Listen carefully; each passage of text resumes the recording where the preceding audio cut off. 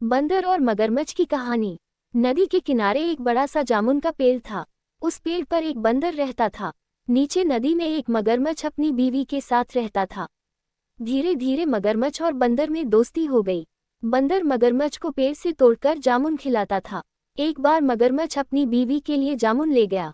जामुन खाने के बाद मगरमच्छ की बीवी ने सोचा कि जब जामुन इतने मीठे हैं तो इन जामुनों को रोज खाने वाले बंदर का कलेजा कितना मीठा होगा। उसने मगरमच्छ से कहा कि मैं बंदर का कलेजा खाना चाहती हूँ। मगरमच्छ ने बंदर को अपने घर चलने के लिए कहा। बंदर झट से मगर की पीठ पर बैठ गया। बातों बातों में मगर ने बंदर को बताया कि उसकी पत्नी ने बंदर का कलेजा खाने के लिए उसे बुलाया है। इस पर बंदर ने कहा कि दोस्त, ऐसी बात तो तुझे पहले ही बताना थी। हम बंदर अपना कलेजा पेड़ पर ही रखते हैं। अगर तुम्हें मेरा कलेजा खाना है तो मुझे वापस ले जाना होगा। मैं पेड़ से अपना कलेजा लेकर फिर तुम्हारी पीठ पर सवार हो जाऊंगा। हम वापस तुम्हारे घर चलेंगे। मगर ने बंदर की बात मान ली और वह पलटकर वापस नदी के किनारे पहुंचे। बंदर ने मगर से कहा कि वो अपना कलेजा लेकर वापस आ रहा है। बंदर पेड़ पर चढ़ गया।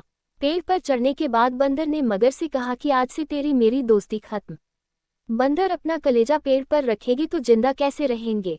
कहानी से शिक्षा, हम पर विश्वास करें उसके साथ कभी भी किसी भी प्रकार से छल या धोखा नहीं देना चाहिए। और जो लोग अपने से विचार न करके दूसरों के कहने पर चलते हैं उनकी बुद्धि अक्सर भ्रष्ट हो जाती है। इसलिए मित्रता में कभी भी धोखा या विश्वासघात तो कतई नहीं करना चाहिए।